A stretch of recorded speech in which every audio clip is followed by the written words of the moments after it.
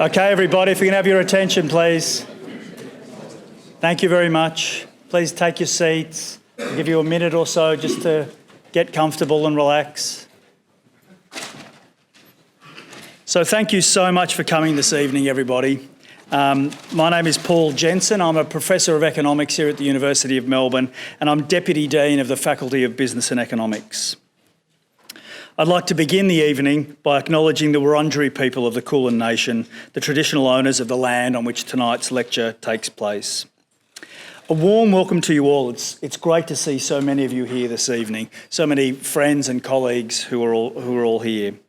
We're going to hear a very, very interesting talk tonight. I've just been talking to Bill, our guest speaker for tonight, and he's a wonderfully inspiring and interesting individual. He's going to talk about it, the digital revolution and the state, the great reversal.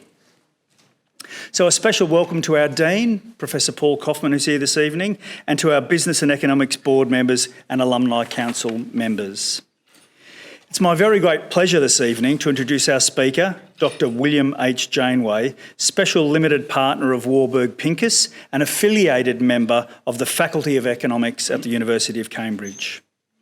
Dr. Janeway joined Warburg Pincus in 1988 and was responsible for building their information technology investment practice. Prior to that, he was Executive Vice President and Director at Eberstadt Fleming.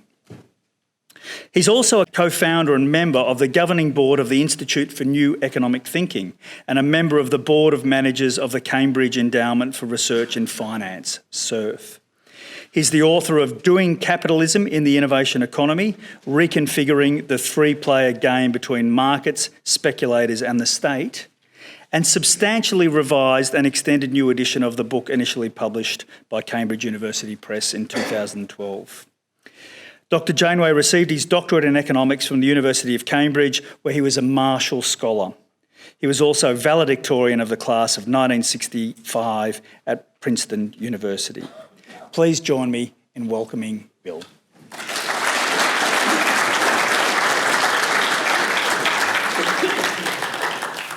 I think I'm now live. I was in a state of silent animation before. So what I'm going to talk about is the economics of innovation at the technological frontier, where progress is made by trial and error and error and error, where efficiency in the allocation of resources is the enemy of innovation, where what's required is tolerance of the necessary Schumpeterian waste, and where, I say this with malice aforethought, the neoclassical production function is a misleading lens through which to read the dynamics of innovation at the frontier.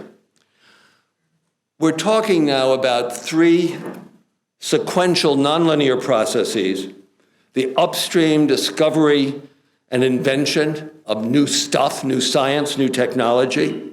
For the technologies that really matter, the deployment of transformational networks, from canals and railways to electricity grids and highways and onto the internet, and then the downstream Darwinian exploration of what this stuff is good for, what kinds of applications, what kinds of products and services are enabled.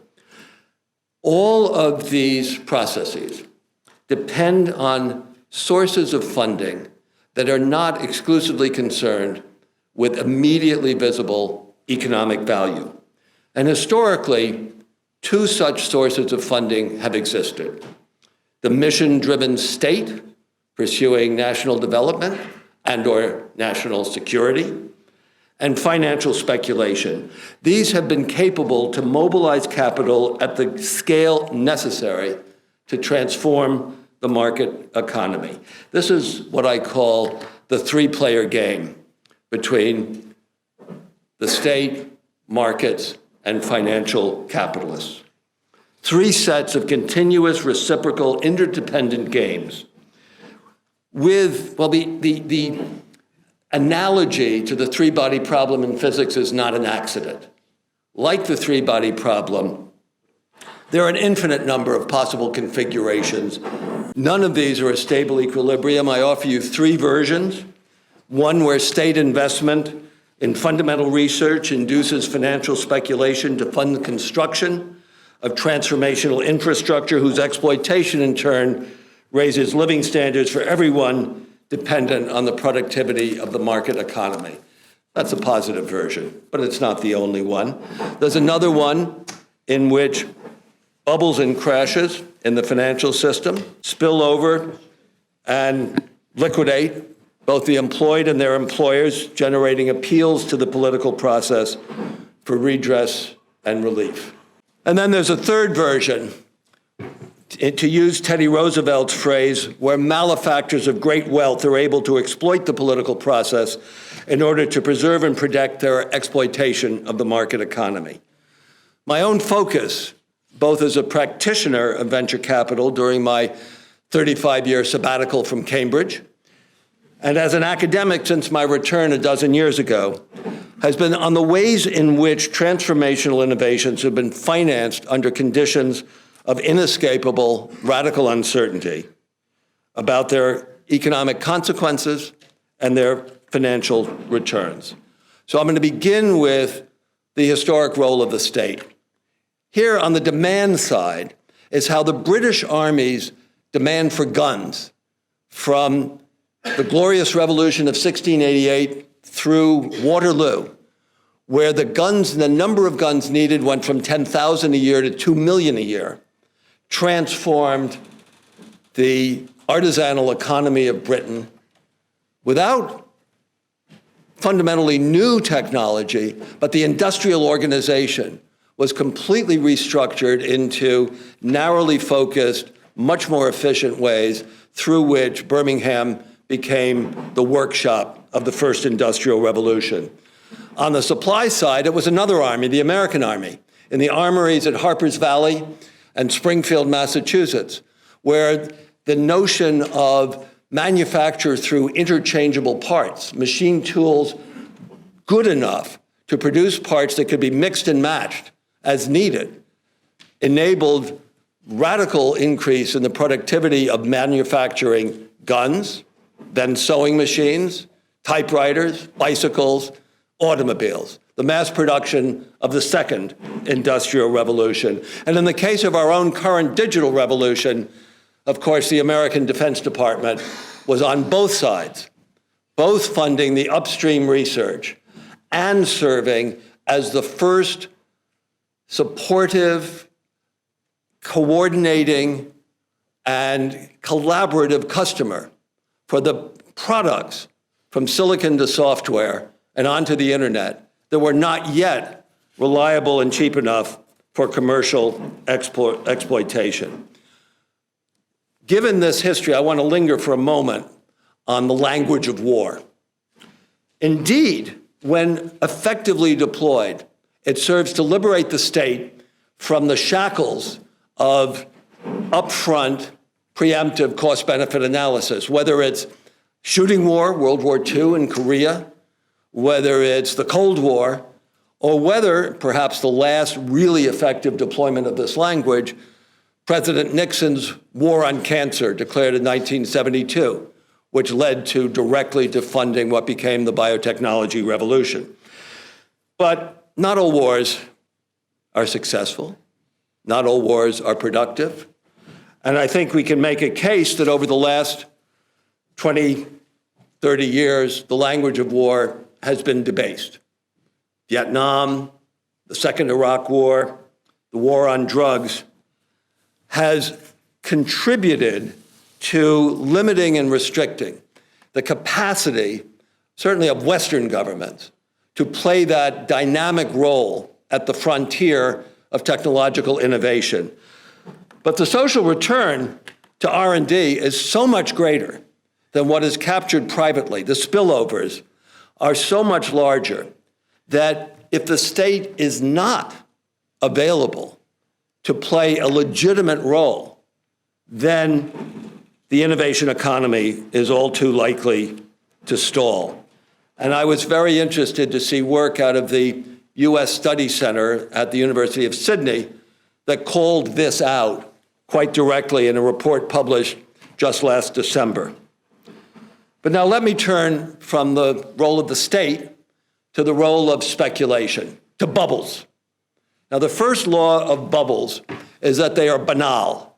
Wherever there is a market in assets, sooner or later you'll find herding behavior, momentum investing, price decoupling from any relationship to cash flows, past, present, or prospective. But not all bubbles are the same. Now, what I've done here is to identify two dimensions along which it's possible to differentiate bubbles. The locus of speculation, the focus of speculation. It took me about 5 years to come up with that meme, locus and focus. Is it taking place in the public capital markets where leverage is limited, where financial assets are largely held with equity, not highly leveraged, or is it in the banking system where leverage is enormous? And is the focus of speculation one of those many, many, many assets, from tulip bulbs to cannabis stocks, which are extremely unlikely to increase the production possibilities of the economy? And of course, again and again, it's been real estate, it's been property that has been the focus of financial speculation. Or is it one of those, occasionally, one of those technologies like railroads, like electrification, and obviously like computers and digital communication technologies, which, when deployed at scale, changes everything? Now, all bubbles burst. All bubbles burst. But the economic consequences of the bubbles bursting is a function, back again to locus. How much leverage was incurred? How much debt was incurred to carry those financial positions, which, when the prices collapsed, rendered the holders, the borrowers, subject to extremely adverse consequences. And so you can differentiate between the great credit bubble of the early years of this century, which culminated in the global financial crisis of 2008, and which left nothing behind but half-built houses across the world, and the great tech bubble at the end of the 1990s that accelerated the maturation of the digital revolution by a material amount of years, perhaps even decades. So I'll give you 4 quick snapshots of what sounds like a contradiction in terms: productive bubbles. The first, the British railway manias of the 1830s and 40s. On the left is an index of the share prices of the companies that got parliamentary charters to sell securities and finance the railroads. And the stock prices in the 1830s, in the Little Mania, where expectations actually were fulfilled, and the Great Mania of the 1840s, peaking in 1847, the stock prices led the quantum of capital actually invested in building those railroads. When the stock prices collapsed and the companies went bankrupt, nobody tore up the rails. They were still there to develop into the first effective railway network in the world, and then, of course, the incredibly dense, overbuilt, excessive railway network that emerged over the next period of years. Just after the British railway boom collapsed, London mobilized capital for the American railway boom. Prior to the Civil War in the 1850s, New York became the financial capital of North America as the money from London was channeled through to build the railroads and create, again, a dense network of railroads. And one of the things that I always ask people to do when they look at this chart is to compare the railroads in the North to the railroads in the South. It's a pretty good indicator as to who was going to win the Civil War. Particularly because in the South, they had all sorts of odd gauges. You had to keep moving goods and people from one railway to another because the cars, the passenger cars and the freight cars couldn't go straight through, whereas in New York, in the North, it was all built to standard gauge. Now, next, the 1920s were not all about the Charleston and bathtub gin and the novels of Scott Fitzgerald. They were also about, the great bull market of the 20s was about financing fundamental innovations. Radio, the hottest stock of the 1920s was the Radio Corporation of America. Aviation, after Lindbergh flew the Atlantic. And above all, electrification. It built out, it funded the build out that turned a technology that required individual investment in generators, motors, and the recruitment of that scarcer than data scientists today, the electrical engineers graduating from MIT, if you wanted to put electric light into your house, let alone electricity into your factory. By the 1930s, if you survived the great onset of the Great Depression, you participated in the fastest growth in manufacturing productivity in American history. The grid was there, unit drive motors were there, you just plugged it in. And then finally, our most recent productive bubble. What this shows is the cash flows and R&D spending of companies less than 15 years old in the high-tech sectors of the economy. Companies that going into this period were financially constrained, but who saw their cash flow driven by an enormous increase in the issuance of shares on the stock exchange. Cash flow increased by a factor of 8, and R&D, the thick line, increased by a factor of 6 in less than a decade. Again, when the bubble burst, the dark fiber laid for the internet and the first experiments, like Amazon, had sufficiently matured to survive and lead to the maturation of the digital revolution. Now, from World War II through the 70s, going back to what I said about the different configurations of the three-player game, we in the US and the West more generally experienced what one might argue is the most constructive configuration ever of that three-player game.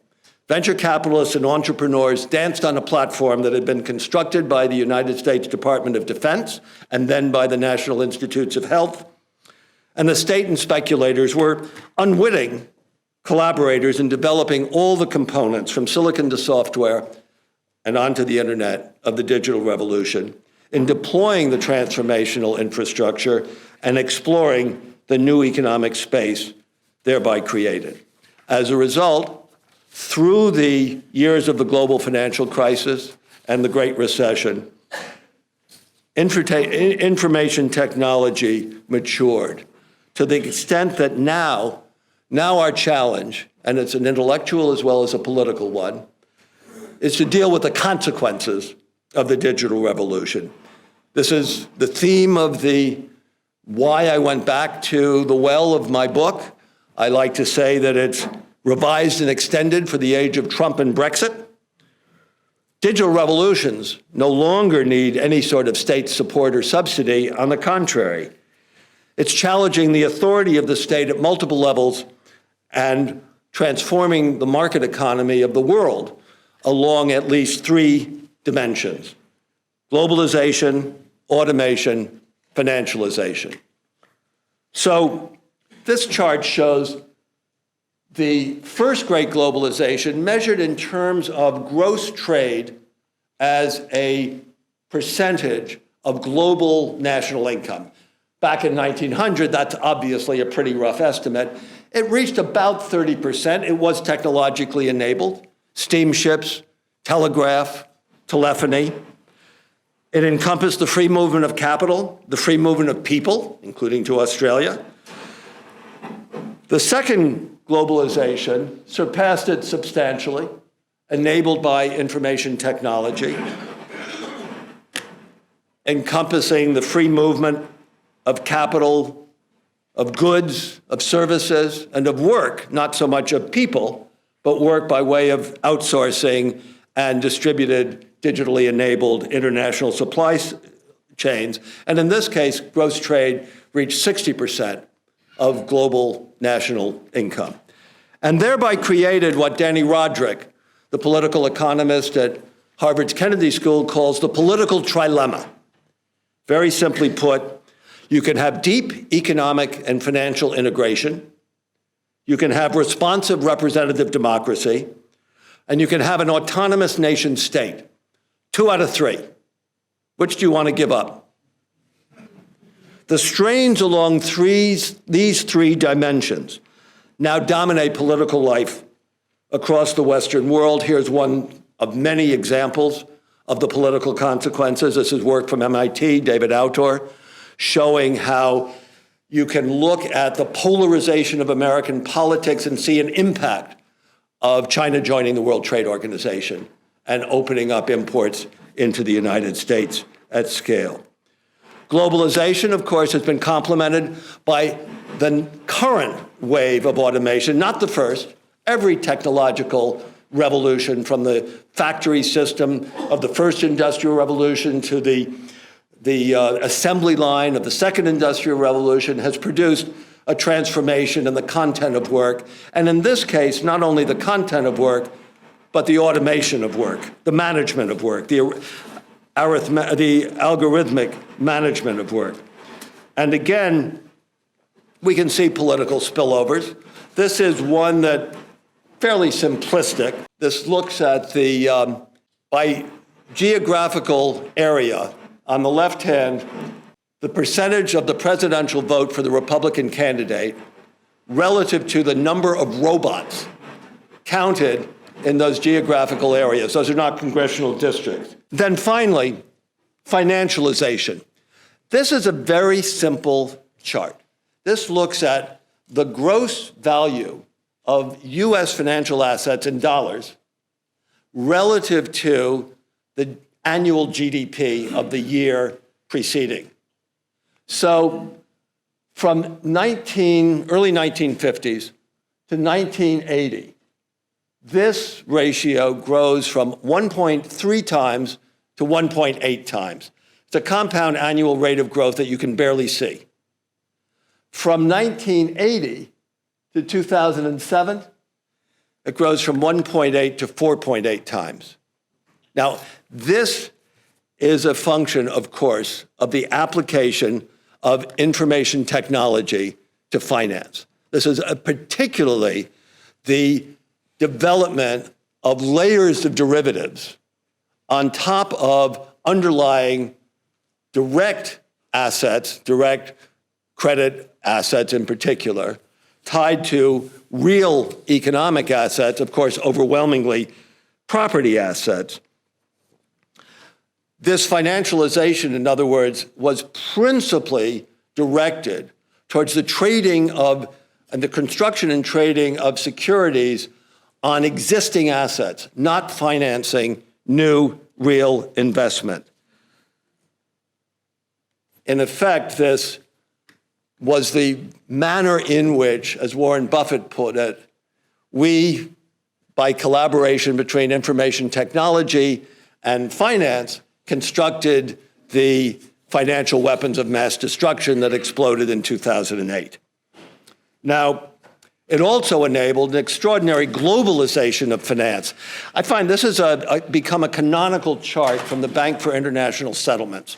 What you see are the six regions of the world.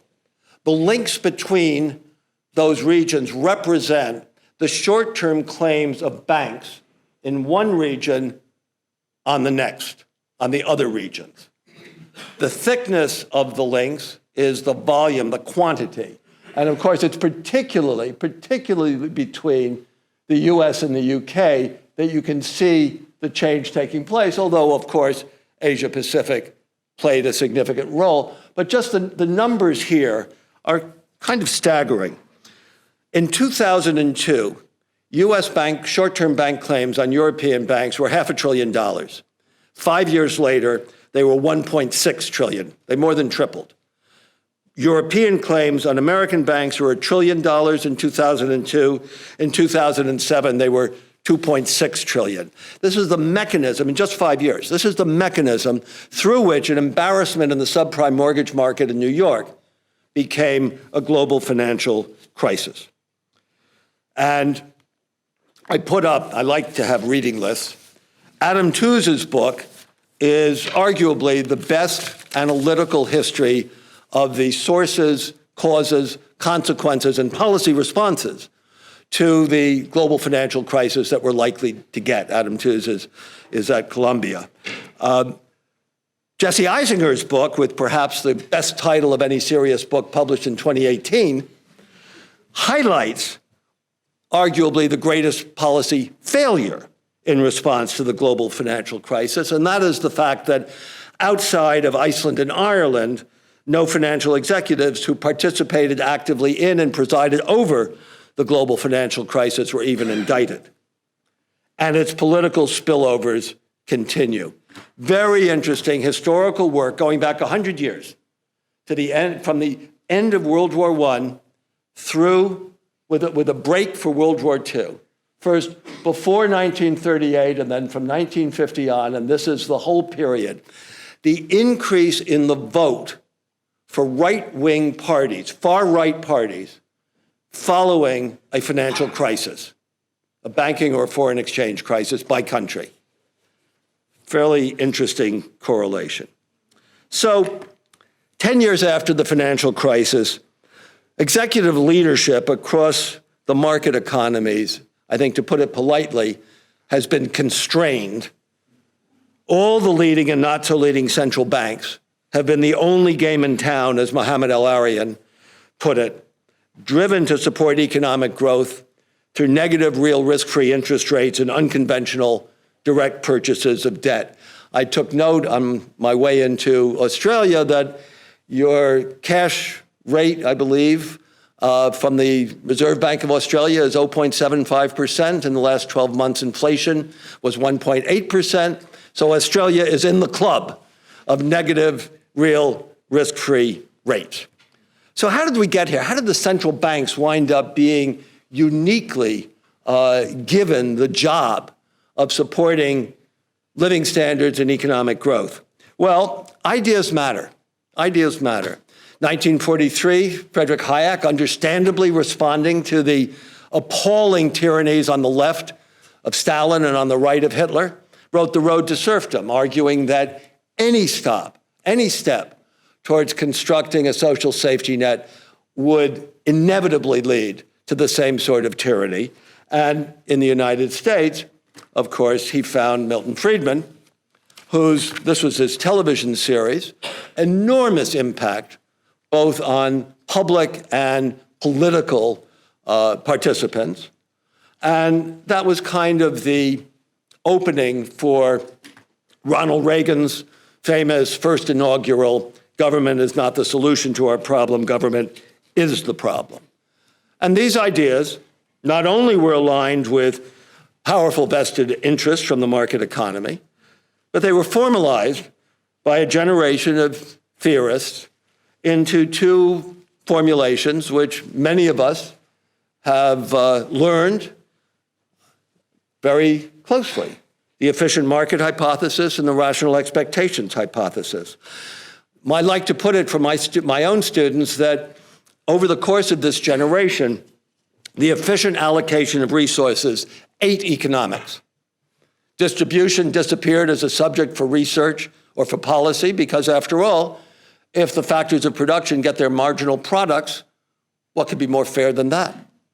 And on the other hand, in the context of the Great Moderation, stabilization as a public policy problem, particularly as formulated into dynamic stochastic general equilibrium models, which the further they're pushed from equilibrium, the more rapidly they will snap back by construction, and also by construction are immune to the impact of any sort of financial shock because there's no financial system.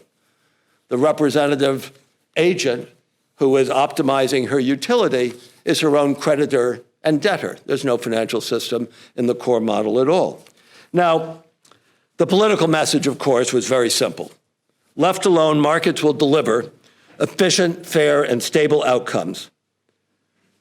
I've argued effectively that that's a really radically misleading way to think about the history and the dynamics of the economics of innovation.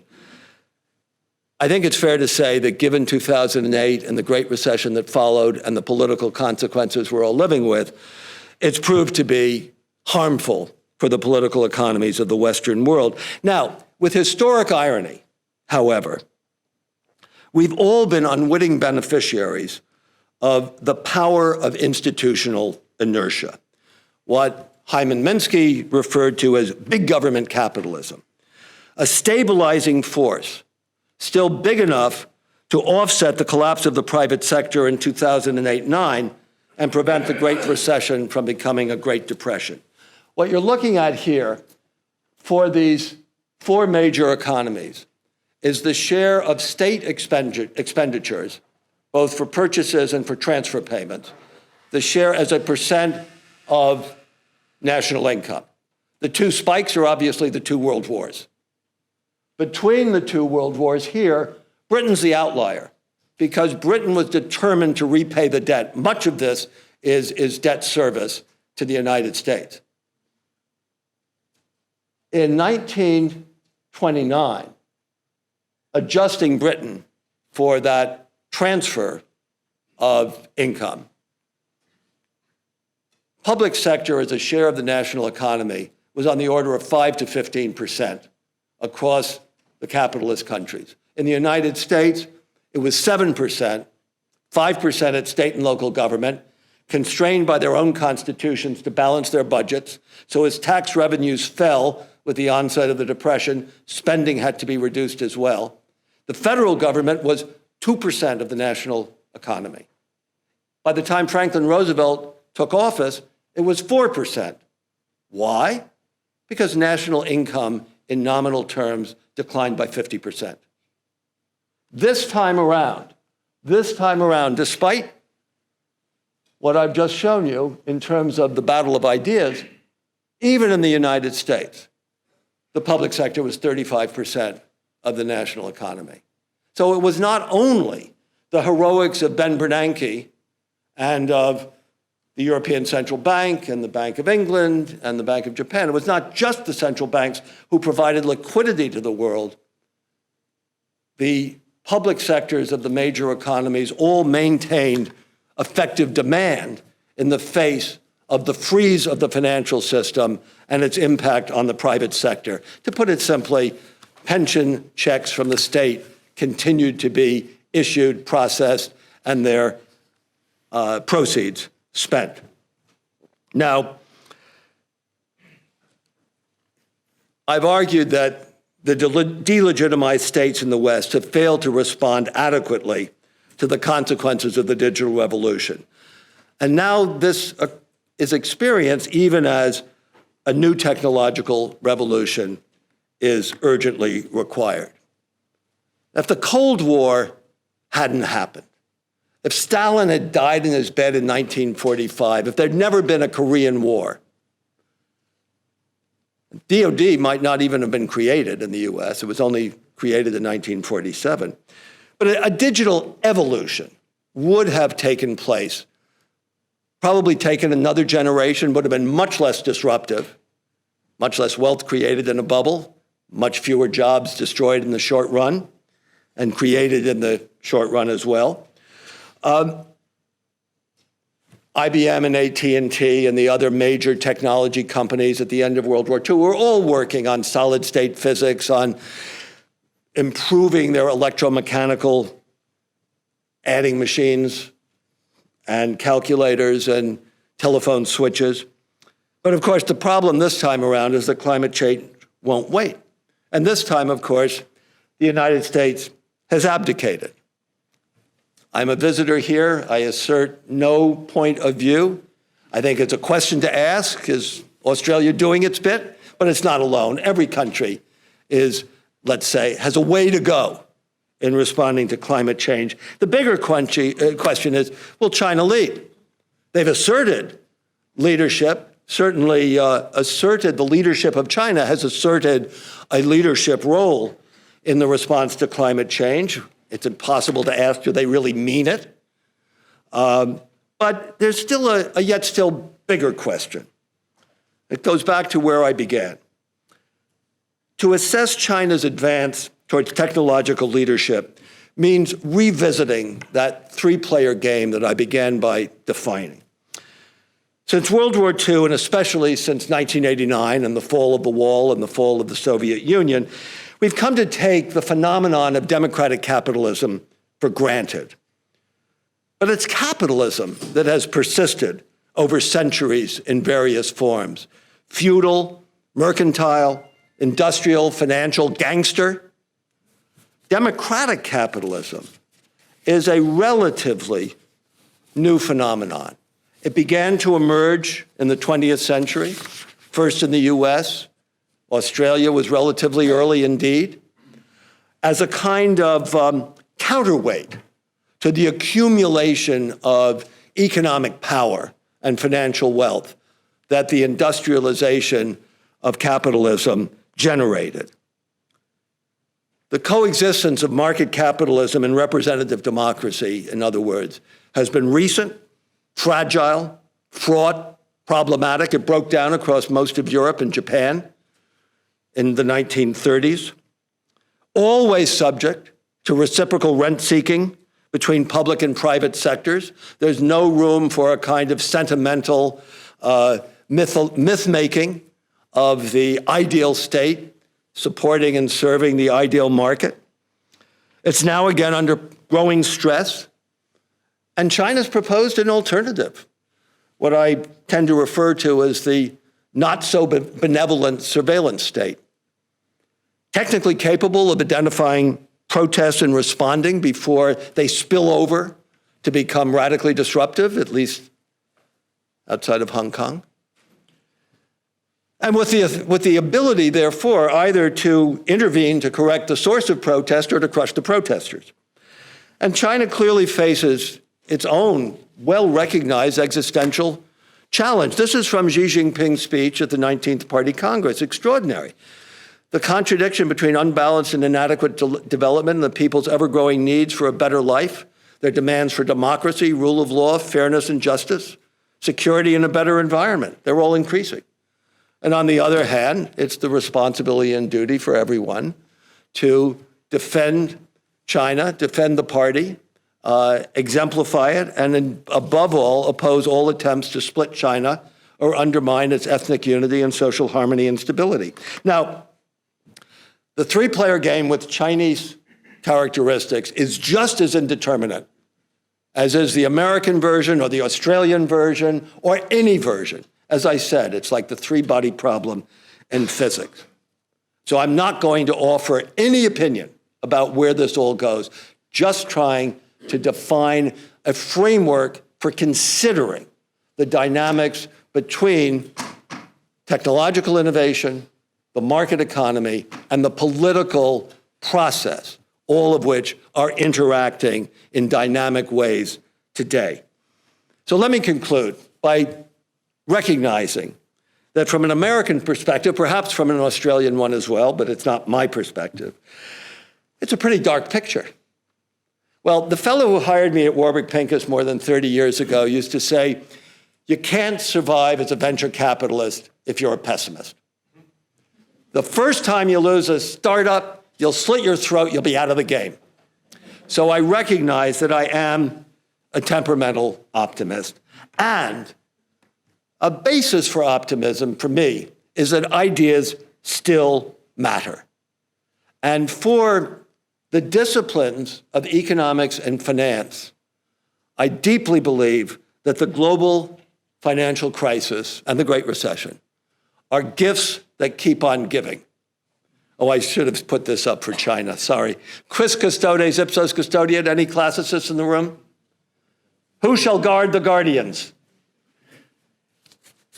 But new economic thinking, I'm from Old Cambridge.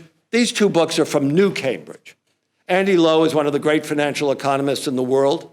He published this about 18 months ago, Adaptive Markets. The message is, from MIT, Paul Samuelson took us down a blind alley to a brick wall. The processes that generate the outcomes which we're trying to evaluate, let alone manage, are not stationary. We live much more in a world of a biological world of competitive evolution, of innovation constrained by the past and emerging from intense competition in the present to develop new worlds beyond. I have to say that my friend Andy Lowe was not aware that he was actually channeling Alfred Marshall, who at one of the appendices of his Principles of Economics in 1890 argued effectively that we should not think of economics as like physics. We should think of it as a biological science broadly defined. And on the other hand, Andre Schleifer, Larry Summers' best student at Harvard, A Crisis of Beliefs, brings into the center of the story from Harvard behavioral economics, how to explain how really, really smart people could believe that looking back 2 years to assign the value that was at risk for their portfolios, that only 2 years of data constrained to exclude the most extreme 1 or even 5% of the observed outcomes, that could be a tool for managing risk. So from those books, I do take great comfort. And at the same time, we can note that distribution, the economics of the distribution of income and wealth, is very much back on the agenda, on the policy agenda as well as the research agenda. And on the other hand, stabilization, understanding the interactive dynamics between the financial system, the real economy, through time, with discontinuous, nonlinear processes, is right at the center of macroeconomics today. These are good things.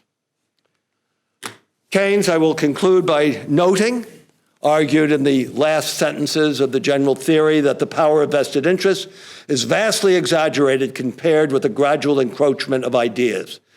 Not indeed immediately, but after a certain interval. Sooner or late, it is ideas, not vested interests, that are dangerous for good or evil. I think the ideas emerging from the reconstruction of economics and finance as one conjoined discipline will be unequivocally dangerous for good. Thank you very much.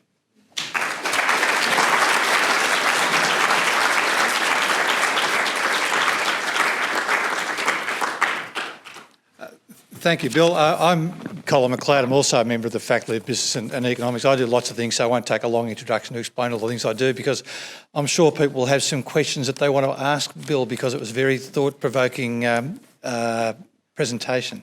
So thank you again. I'm sure we'd be happy. I'm just going to sort of orchestrate if anyone's got any questions to ask. Oh, sorry. Yeah, please. There's some microphones. Just hold on a moment until I get to you. Hi, William. Thanks for your talk. So I was hoping you can comment on the recent failure of the WeWork IPOs and the unicorns. The unicorns. Yeah. Well, first of all, there are some very different characteristics of this extraordinary phenomenon, financial and real phenomenon. First of all, I'm truly not aware of this kind of bubble phenomenon occurring with institutional investors. Retail investors haven't had access until the IPOs. Institutional investors paying premium prices to buy securities which they can't sell. I grew up both being taught and then living and learning that liquidity comes with a premium, illiquidity involves a discount. And now we're seeing a phenomenon where valuations marked through private negotiation, when subject to two-way trading activity in the public markets, in fact, prove to be very substantially less. And when scrutiny of the underlying business plans take place, in some cases, those business plans are fundamentally called into question as to whether they ever plausibly can lead to a self-sustaining business that can pay its bills because its customers give it more money than it takes to deliver them a service, rather than paying its bills by selling an endless supply of securities. So, from the beginning, I think this phenomenon has been vulnerable on two counts. First of all, it's taking place since roughly 2012-13 in a financing environment we've never seen before. This risk-free real rate of interest and credit spreads compressed, at levels that push institutional investors towards buying risk in pursuit of return, even at the expense of buying risk and without governance rights in illiquid situations. So it's always been vulnerable, and it continues to be vulnerable to a renormalization of interest rates in the financing environment. That has not been realized. But from the beginning as well, it's been vulnerable at the micro level, at the case-by-case level, where and when any of these businesses actually does accomplish an IPO. And thanks to the genius of the authors of the securities laws 85 years ago, they are subject to acute scrutiny and interrogation of their underlying business model. So I think we're seeing the unicorn bubble deflate gradually, case by case, and that particularly after the WeWork phenomenon. There's a whole separate subject here, which I don't think probably I should go into, about the role of the SoftBank Vision Fund and all that. But frankly, I think there's plenty of grounds for litigation emerging from all this. But then I'm an American, and we all travel with lawyers by our side. But I think it's deflating. It is very important to note, no leverage. There's no systemic risk here at all. There will emerge from this some perhaps small number of companies that do change the world because they got financing at a scale they never would have gotten under conventional environment. But many of them will disappear, and they won't make much. They won't, except for the careers of those working for them and those who invested in them, they won't make much difference. Hi, I was wondering if you could comment on your views for the future of artificial intelligence and machine learning in finance? Yes, I'd be delighted to. First of all, I'm old enough to have lived right in the middle through and survived untouched the last wave of artificial intelligence promotional hype. That was all about expert systems in the late 70s, early 80s. It wound up leaving behind some very important contribution to information technology. I don't know of any software system in the world that doesn't include various modules of if-then rules, which is what an expert system was. The idea that by knowledge engineers mapping the decision processes of human beings into code, you were going to generate an effective emulation of the human mind? No, never came close.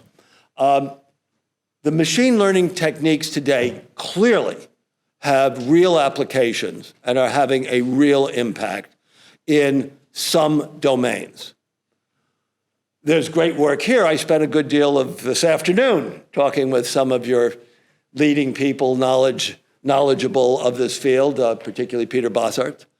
I think we want to very carefully recognize where the machine learning techniques, and this is mostly, not exclusively, but mostly deep neural networks, are proving to be effective. One is clearly pattern recognition, where there is what T.S. Eliot, the poet, called an objective correlative. There really is a lion.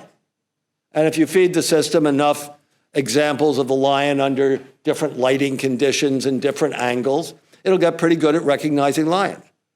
The other is playing games which are characterized by exogenous rules that cannot be changed.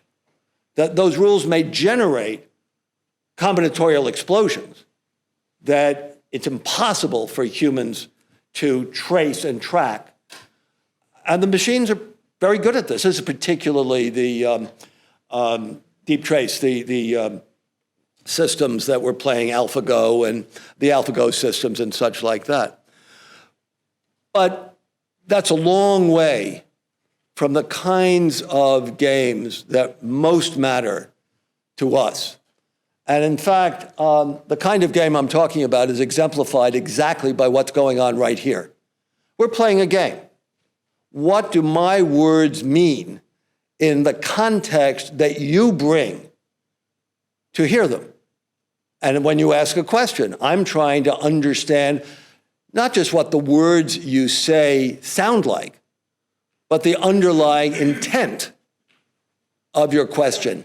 Understanding intent is something that human beings have evolved to do a less than perfect, but pretty good job at doing. I'm not aware of any machine learning systems that can map intent. And by the way, this is going to become really important with experiments of autonomous vehicles. People talk about the trolley problem. I think it's the four-way stop sign problem.